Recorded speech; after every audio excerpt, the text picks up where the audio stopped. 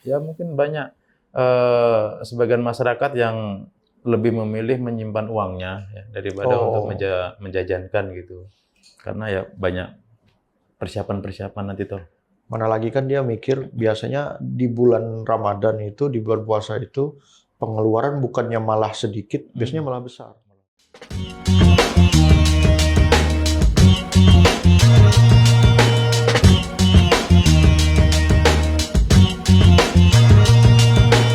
Assalamualaikum warahmatullahi wabarakatuh. Jumpa lagi dengan kita, uh, Panderan Muarung. Sudah lama sih, sudah berapa episode sudah nggak muncul di Panderan Muarung karena ada talent-talent lain yang mengisi. Nah, kita sementara itu di belakang layar. Nah, hari ini kita kembali lagi dengan tamu, seorang penggiat medsos dan juga seorang UMKM yang alhamdulillah saya kenal baik dengan beliau dan sekarang beliau sudah naikkan levelnya menjadi sebuah restoran. Nah, siapa beliau? Kita kenalan dulu. Ya, silakan. Halo. Oke, dua kali ya di sini ya. Dua kali ya? Bang, ya. Dua kali sudah. Dua kali di sini. Jadi saya harus memperkenalkan diri lagi di studio yang baru. Studionya keren ini. Iya, Ya, iya, benar. iya. Oke, saya ini nama panggilan atau nama di Instagram ini? Oh, nama panggilan dong, jangan nama panggilan Instagram. dong. Kalau panggilan, nama panggilan Yudi. Oke. Saya ya pegiat UMKM lah. Ya, dan juga medsos ya. Yang pengamat aja sih, seneng nontonin gitu kan, Scroll scroll dapat duit. kejadian karena emang seneng aja ngelihat apa informasi up to date itu, seneng aja sih sebenarnya, supaya kita juga bisa melihat situasi dan kondisi Informasi juga informasi lokal, nasional maupun internasional. Nah, belakangan ini kan memang mulai awal tahun ini ya, dilihat tuh geliatnya UMKM itu agak menurun. Apa sebab kira-kira? Kalau menurut saya sendiri ya, mungkin banyak faktor lah, apalagi Januari nih ya. Karena gini, ini kayaknya siklus yang sepertinya hampir sama deh. Dan kebetulan juga di tahun ini kan berdekatan dengan puasa kan. Ya. Desember, orang gajian di Desember semua. Januari kan nggak ada gajian loh. Iya, betul. Kan? Nah, Januari ini kan ada kekosongan nih, orang pendapatan nih kalau karyawan-karyawan itu kan. Jadi lambat mas itu.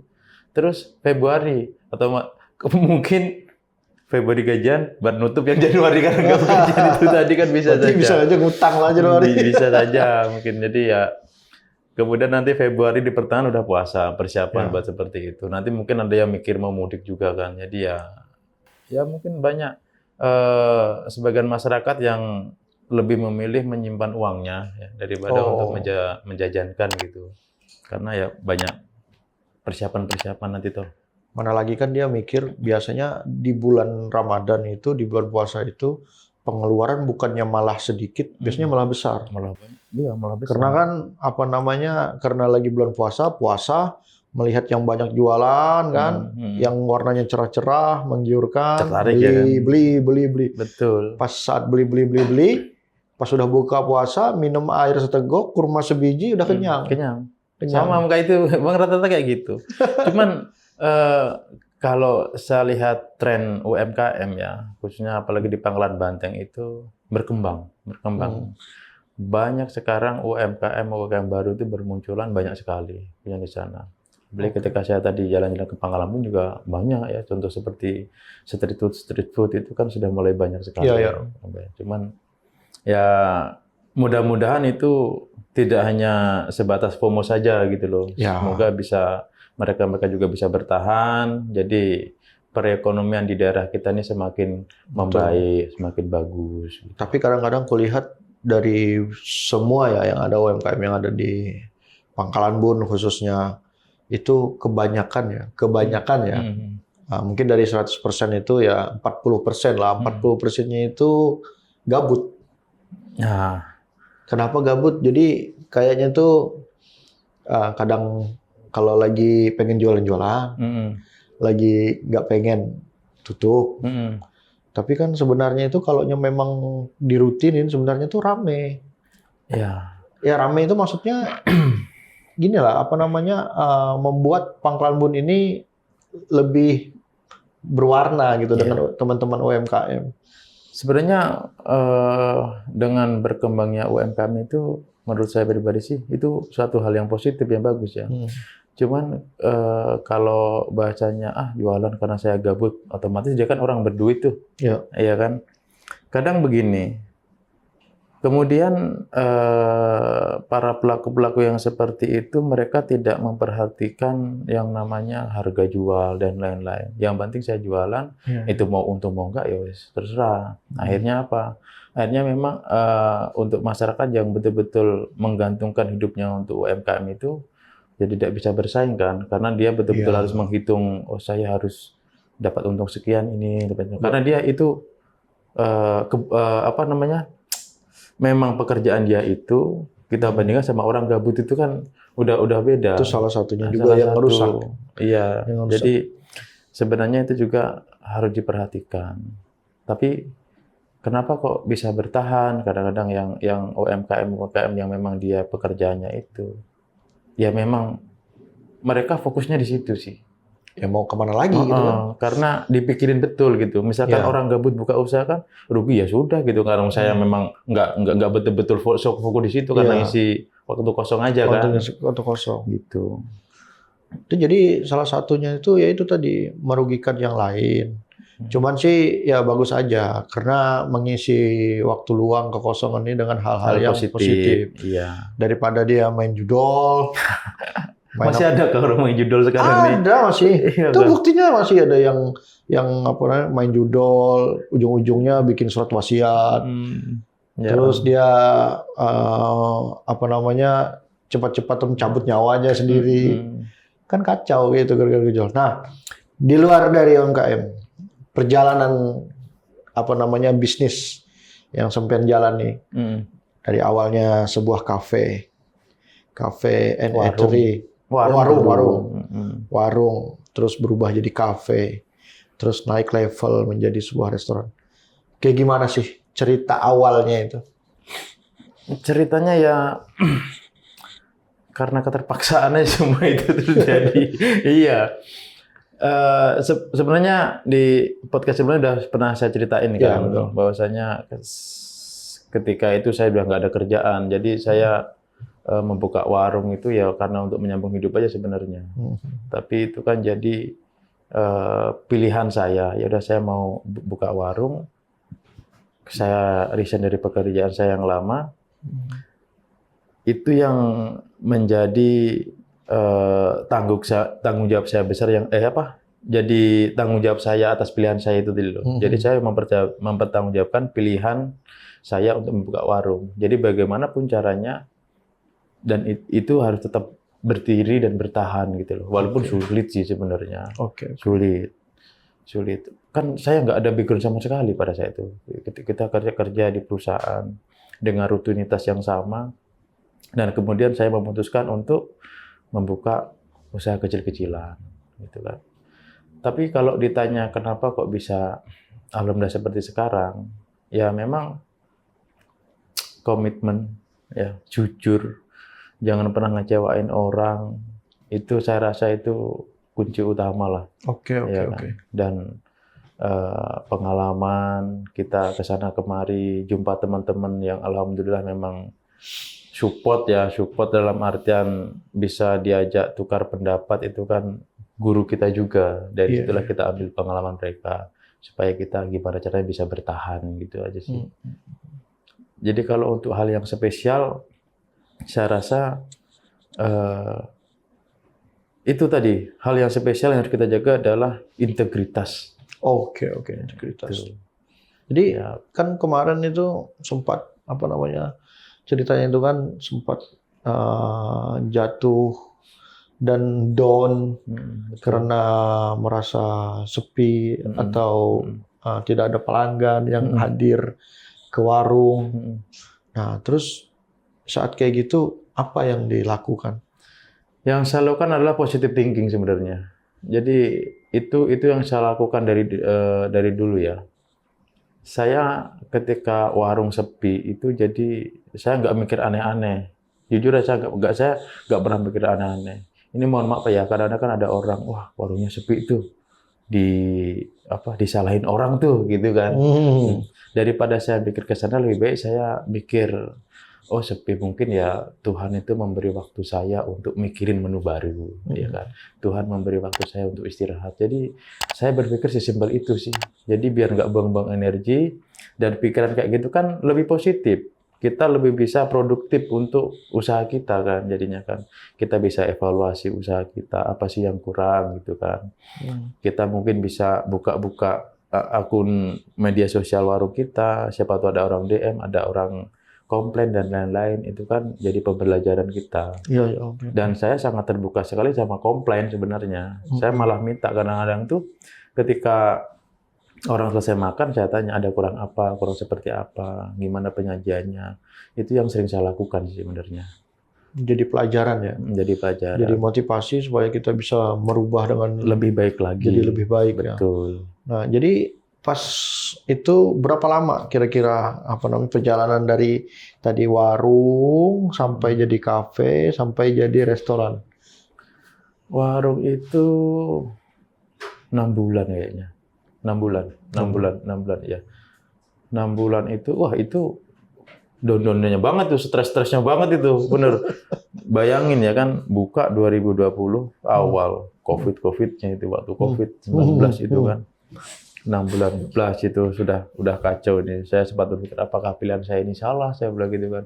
Ngapain saya berhenti kerja dulu, resign gitu kok jadi seperti ini. Pokoknya nggak sesuai ekspektasi lah. Oh iya ya. Karena kan kita ngelihat wah orang usaha enak ya gitu ya. Ya.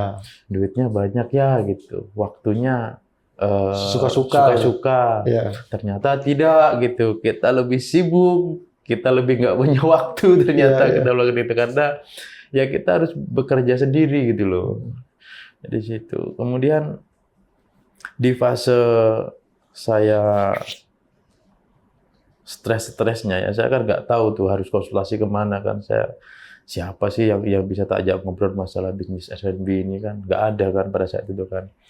Akhirnya saya memutuskan sama istri itu ya udah yuk kita ke Jawa yuk gitu. Jalan-jalan lah kami ke sana mendatangi teman-teman yang mempunyai bisnis yang serupa. Ya, sana aja tanya-tanya gitu. Jadi, tapi pertanyaannya hampir sama dari setiap teman-teman tuh yang tak ajukan itu. Saya tanyain gini, Mas Bang, bilang, sampean ini buka usaha F&B seperti ini, usaha kafe seperti ini, coffee shop seperti ini. Berapa lama sih bisa menikmati itu? Gitu. Bisa menikmati hasil dari usaha ini. Gitu. Yeah. Jadi jawabannya variatif. Dan itu yang bikin saya kaget itu jawaban mereka. Jadi mereka ada yang bilang 5 tahun, ada yang bilang 7 tahun, ada yang bilang 10 tahun baru bisa menikmati. Tapi yang saya datangin itu memang mereka nggak punya value ya. Memang mereka itu orang-orang yang merintis lah ibaratnya gitu. Jadi segitu lamanya gitu. Pas saya dengar itu, buset kataku, aku aja baru 6 bulan, masa mau tumbang? Mungkin kan teman-teman ini pada saat 6 bulan pertama usia bisnisnya mungkin sama seperti yang dirasakan kan. Jadi dari situ saya balik lagi punya semangat lagi dong. Lagi udahlah, masa saya baru 6 bulan mau tumbang, teman-teman itu udah bisa bertahun-tahun, yang penting masalahnya juga kurang lebih sama tapi mereka bisa menyelesaikan gitu. Saya rasa ya semua orang yang melakukan usaha hampir sama sih. Tergantung menyikapi masalah itu seperti apa, mau mundur atau maju terus gitu aja sih. Nah, saya milih untuk maju terus itu. Gitu. Support pertama siapa? Istri dong. Oke. Istri dong. Luar biasa. Ya, istri saya memang luar biasa. Yang orang yang bisa memahami saya, istri saya. Di luar dari istri? Kebetulan saya pada saat itu ada teman yang memang menemani. Teman. Teman. Bukan keluarga. Bukan. Oke. Bahkan saya tidak pernah cerita sama keluarga. Betul. Saya buka usaha itu, bahkan saya buka usaha pertama, terus saya buka kafe, dan akhirnya saya buka restoran itu, keluarga nggak ada yang tahu. Nggak ada yang tahu. Oke. Bukan karena kita karena saya berpikir keluarga saya kan cuma ada adik saya sama orang tua saya aja, ya kan. Sementara orang tua itu dulu juga merantau ke sini. Jadi kan saya udah tahu lah gimana kehidupannya dulu. Jadi kalau mau saya kasih tahu, saya kan belum tentu berhasil tuh. Betul. Iya kan. Pasti orang tua itu pikiran gitu kan. Takut malah jadi beban orang tua, dulu udah capek ibaratkan, ini mau saya kasih beban lagi capek, terus saya nggak tega. Jadi saya nggak kasih tahu. Saya kasih tahu kalau udah buka, udah jadi. Jadi udah operasional saya kasih tahu. Gitu. Kemudian saat saya mau rehab lagi bikin kafe, saya nggak bilang udah jadi gitu aja.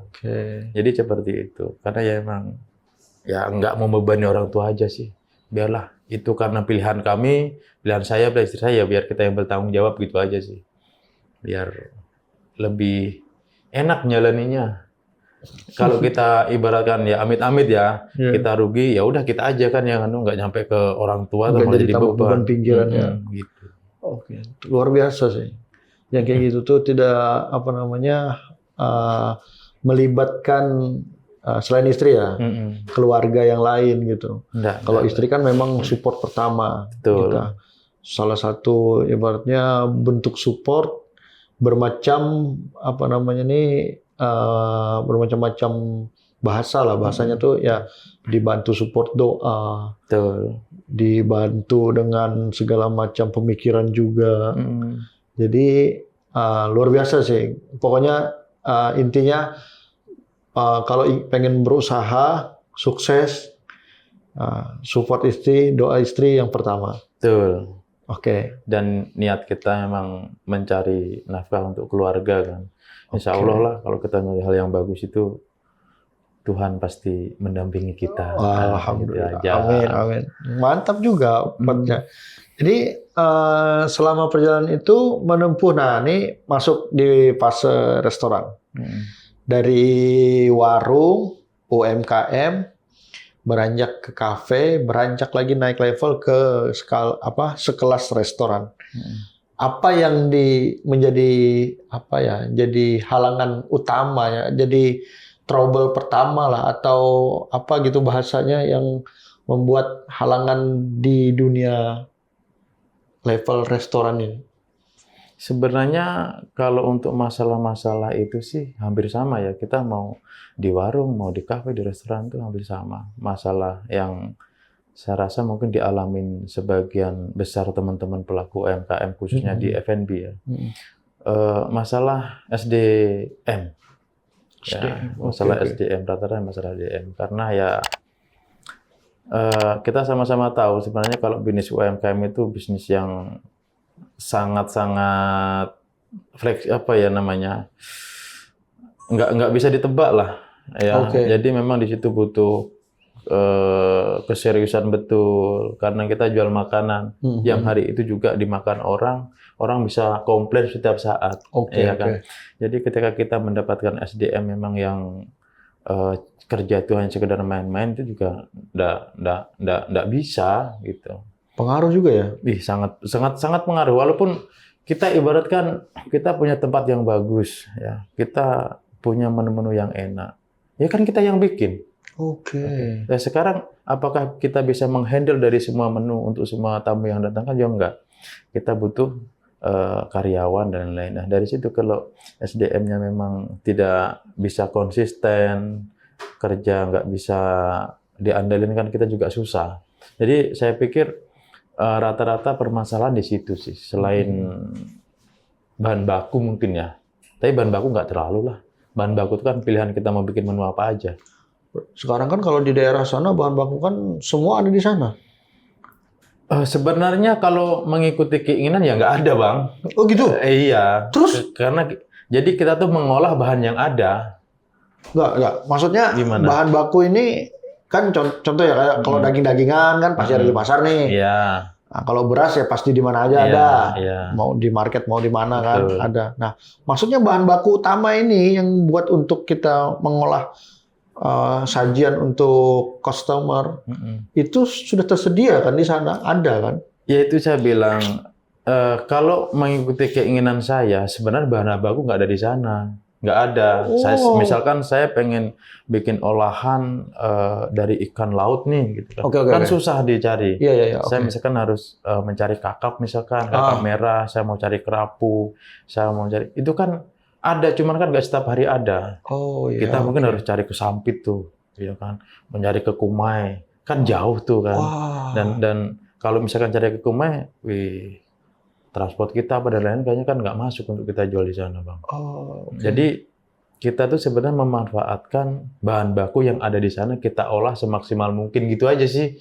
Kita kalau ngikutin keinginan, sebenarnya keinginan banyak ya. Kita pengen bikin menu seperti ini, bikin menu seperti ini, tapi kan gimana, terkendala dengan bahan baku.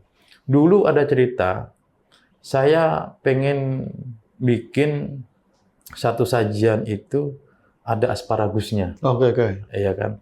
Nah, saya carilah asparagus kan. Kan di sini nggak ada asparagus, Bang. Iya toh, nggak ada asparagus. Akhirnya iseng lah, coba deh kirim asparagus dari Bandung itu, dari Jawa Online ya, Barat. online. Iya, saya tuh beli 2 kilo kalau nggak salah tuh asparagus itu. Saya datangilah dari Bandung sana. Yang bisa dipakai itu cuma setengah kilo, pada 2 kilo. Waduh, kataku kacau ini. Ya itu, sebenarnya kita pengen memberi sajian-sajian yang memang sesuai apa yang kita ketahui menu-menu itu untuk kita jadikan menu, untuk kita sajikan. Tapi kemudian memang di sini keterbatasan bahan baku ya, karena tempat kita ini kan nggak semetropolitan Iya, kota-kota betul. lain gitu kan. Jadi mungkin kan kalau ada asparagus ini siapa yang mau beli kan? Iya, orang pun baru dengar pasti, apa nih asparagus nih? Iya. Bentuknya apa nih? Banyak daun kale atau apa itu kan banyak sekali sebenarnya yang enak-enak tuh sayur-sayuran itu kan. Tapi karena itu nggak bisa kita dapat, ya udah kita manfaatkan apa yang ada di pasar. Oke. Udah gitu. Itu yang diolah. Iya. Itu yang diolah. Nah, jadi kawan-kawan, apapun itu jangan lupa mampir ke UMKM. Ya. Nah, dimanapun. Iya. Jadi mampir di UMKM itu bukannya apa ya? Kita membantu semua, termasuk keluarga si penjual. Kita membeli satu itu sudah membantu luar biasa itu. Betul. Sudah membantu luar biasa. Jadi, nah, cobalah kita bangun komunikasi seluruh UMKM ini, kita satukan pemikiran bagaimana caranya supaya UMKM di khususnya Pangkalan Bun ini naik level lah. Gimana caranya bisa naik level? Nah, jadi kan kayak cerita teman kita ini dari warung beranjak ke kafe, beranjak lagi ke kelas restoran. Dan sekarang itu pengunjung bukan lagi targetnya anak-anak sekolah, bukan lagi anak-anak tempat tongkrongan ya. Jadi itu levelnya restorannya tahu, levelnya restoran sekarang buat makan lah, tempat iya, makan. tempat makan yang jauh levelnya lebih wah gitu kan. Sebenarnya restoran sama warung itu kan cuma beda kata aja sih sebenarnya kan. Beda kata dengan konsep. Beda kata dengan konsep. Sebenarnya kita sama-sama kita menyajikan makanan sih sebenarnya. Betul. Gitu. Cuman mungkin betul beda konsep. Oh, kita menyajikan makanan dengan teknik masak seperti ini. Lebih ke situ sih kalau kita sekarang ini dengan plating yang seperti itu. Jadi kita maksimalkan memang dengan kita naikkan kelasnya, bener yang kata Sepen tadi. Tapi begini, saya itu tidak semua menu yang umum orang jual, saya jual enggak di situ. Banyak orang itu, Mas kok nggak jual ini sih kayak ayam goreng, Mas kok nggak jual ikan goreng, ikan bakar gitu kan.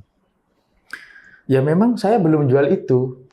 gitu. Saya belum jual itu, bukan saya nggak mau jual, saya belum jual itu. Oke. Karena saya belum dapat kliknya gitu loh, Iya, belum iya, ada iya. kliknya. Jadi ketika ada customer-customernya, mungkin saya tunjukin ke teman-teman yang lain, yang misalkan, Mas kok nggak jual ayam goreng? Oh, kebetulan kami nggak jual, saya bilang gitu kan.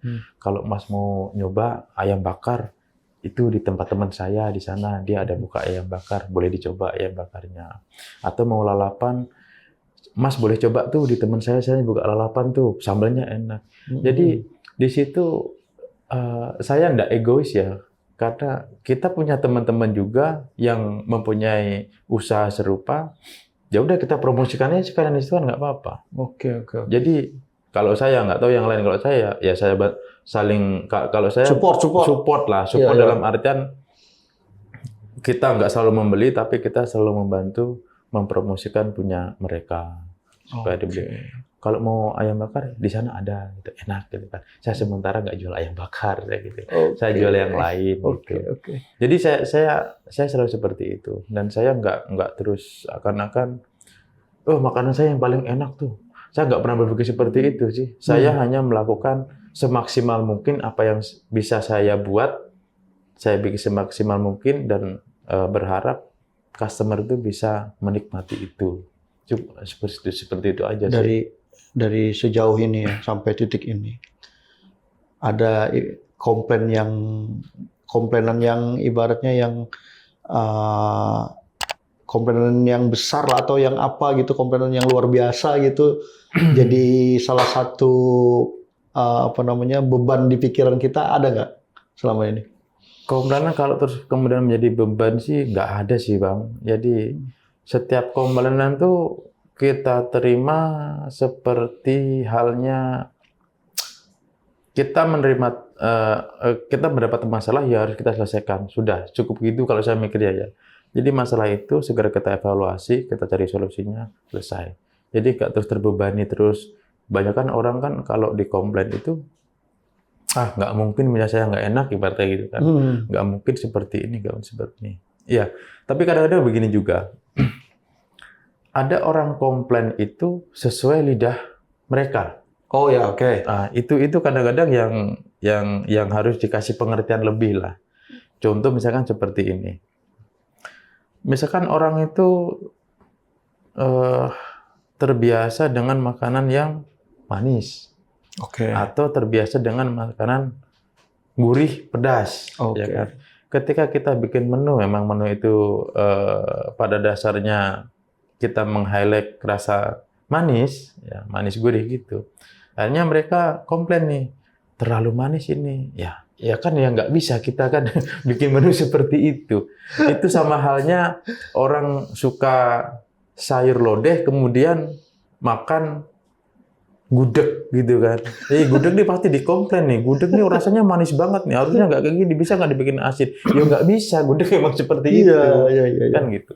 Jadi memang komplainan-komplainan itu selalu kita terima. Tapi kita kembali lagi, kita punya idealisme ya untuk menu itu. Jadi saya menu itu tujuannya kemarin mau bikin menu apa nih gitu. Ya seperti ginilah. Kita jual lemon tea. Ya. Yang namanya lemon itu kan bentuknya mirip-mirip kayak jeruk nipis kan sama kan. Kemudian orang berpikir ya lemon dia jeruk kan nggak bisa. Saya minum lemon di sana kok rasanya kayak gini. Ya sama minum jeruk bukan lemon kan gitu kan. Jadi memang kadang kita harus kasih pemahaman seperti itu sih kepada customer untuk tahu apa sih yang kita jual supaya mereka nggak salah pilih sih sebenarnya gitu. Intinya alhamdulillah sampai detik sekarang berarti bisa dikategorikan kesuksesan yang luar biasa. Dari kacamataku ya, dari kacamataku yang melihat ya. Nah, jadi kesuksesan yang luar biasa sudah menyampai di titik sekarang bisa membuka lowongan pekerjaan buat orang-orang. Ya, kita sih sebenarnya selalu mencari karyawan, Bang. Tapi susah. Nah, tuh kawan-kawan yang ada hobi-hobi di dapur, suka masak apa. Boleh nih. Boleh. Nanti hubungin nih hubungin. Sebenarnya Bang, teman-teman UMKM itu keluhannya sama. Saya bilang di depan tadi kan, masalah itu hampir sama, yaitu di masalah di SDM. Oke. Kaitannya dengan itu, susah sekarang mencari karyawan itu. Nggak tahu kenapa. Mereka mungkin ya punya standar perekrutan karyawan sendiri. Terus standar penggajian juga sendiri. Kita kan nggak tahu lah ya, itu kan masing-masing dari mereka kan punya aturan masing-masing ya. Betul. Gitu. Dan saya juga nggak tahu masalahnya kenapa gitu loh. Anak-anak ini sekarang ini kok kayaknya kerja itu cuma jadi ajang coba-coba gitu loh. Sekarang gini logikanya. Kita memasukkan seseorang yang tidak punya keahlian sama sekali, ya kan? Entah itu di dapur, entah di front, di depan, waiters atau manajernya atau baristanya dan lain-lain, pokoknya yang berkaitan dengan itu. Kemudian mereka minta gaji tinggi kan, ya nggak masuk akal kan? Itu salah satu. Apa yang dijual gitu loh? Keahlian dia apa? Iya betul. Makanya saya sering menyampaikan begini. Selagi muda itu memperbanyak pengalaman di satu bidang saja. Misalkan begini, kalau kamu menyukai dunia otomotif, ya, kamu jadi montir yang bagus. Betul. Pengalamannya itu bukan kamu kerja di bengkel, kerja di counter, kerja di rumah makan. Itu kan nggak dapat keahlian dong. Jadi yang dimaksud pengalaman yang banyak itu misalkan dari bengkel A nih ke bengkel setahun, ya kan? Oh, saya rasa di sini tuh memang spesialis karburator nih misalkan kan. Saya pengen deh belajar di bengkel yang punya spesialis injeksi. Ya, oke. Pindah ke lagi. Izin sama bosnya, bos, maaf saya ingin mengasah keterampilan saya di bidang otomotif ini gitu kan. Dan saya ingin belajar lagi di sistem komputerisasi injeksi misalkan. Nah, jadi kan linier gitu loh. Ya, linier. Kena lah di jalurnya. Iya, di jalurnya sampai ketika mereka menjadi ahli kan di situ.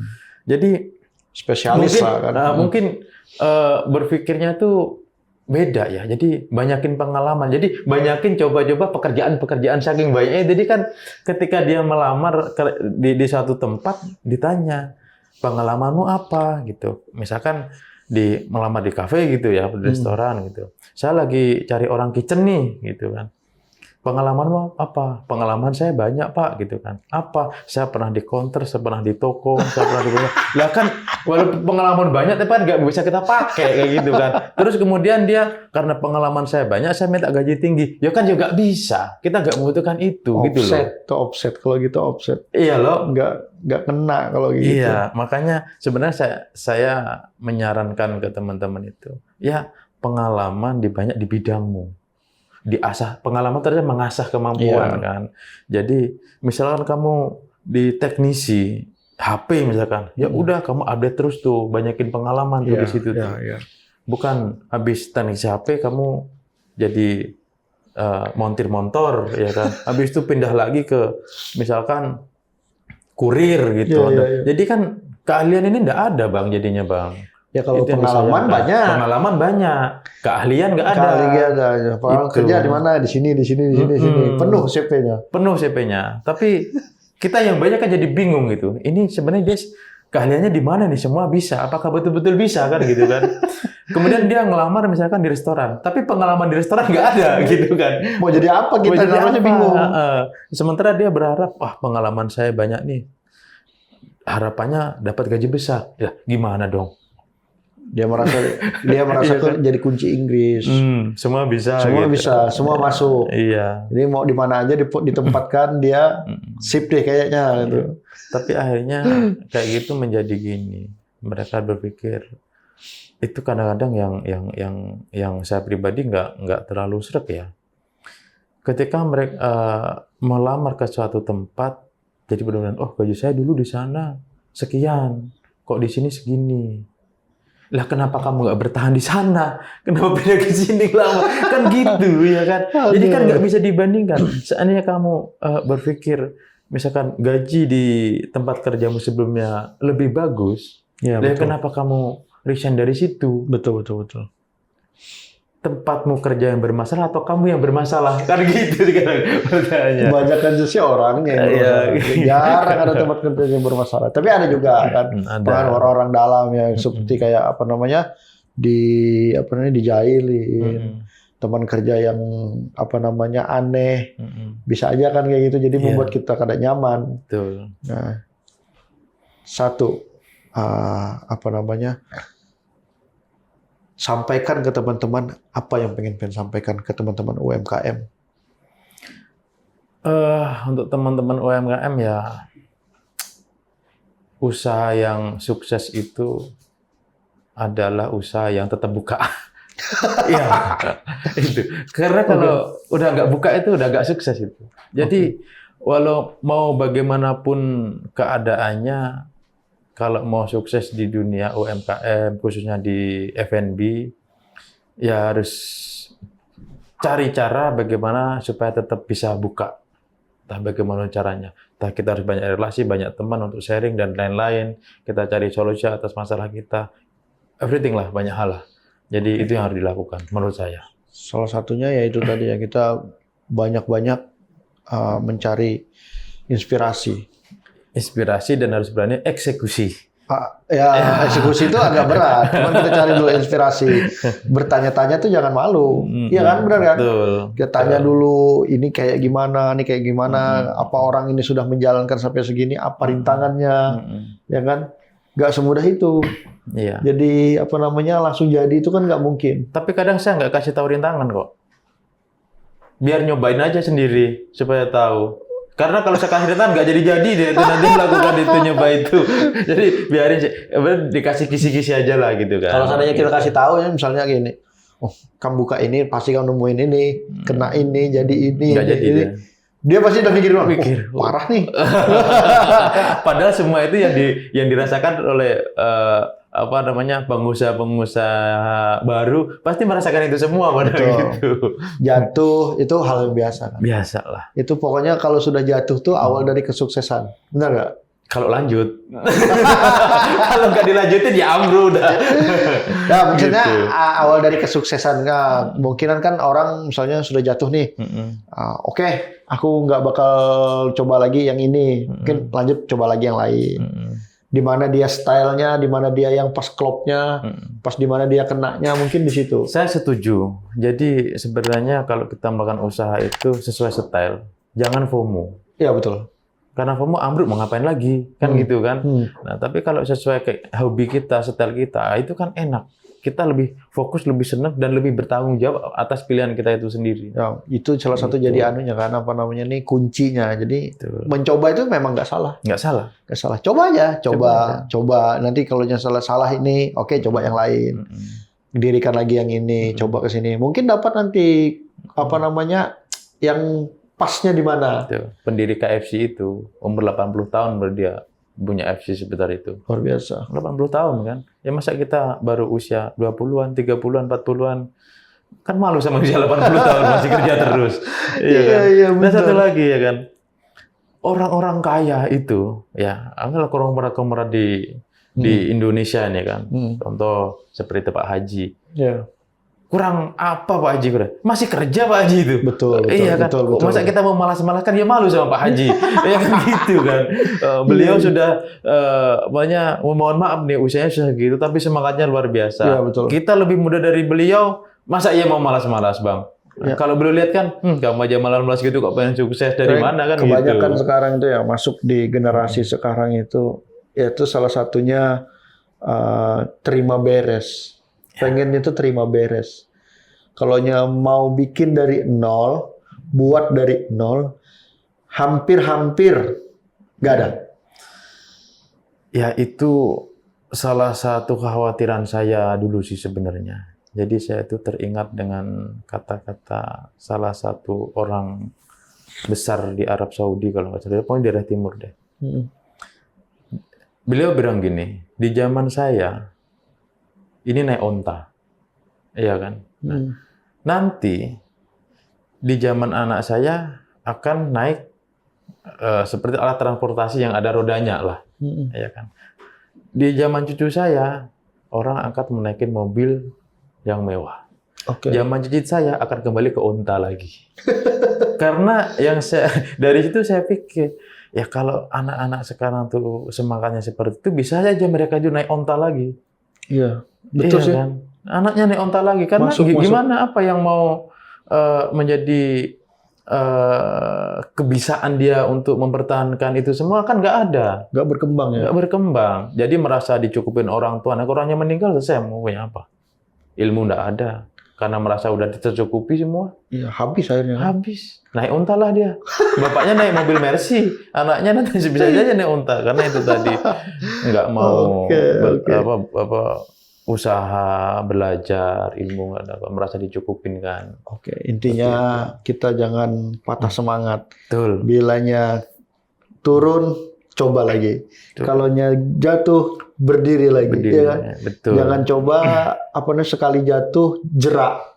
Ya, Jangan gitu kan? jangan. Oke. Kita hidup itu kalau kata Chef Ronata itu tabrak kawan. Ya Chef izin Chef.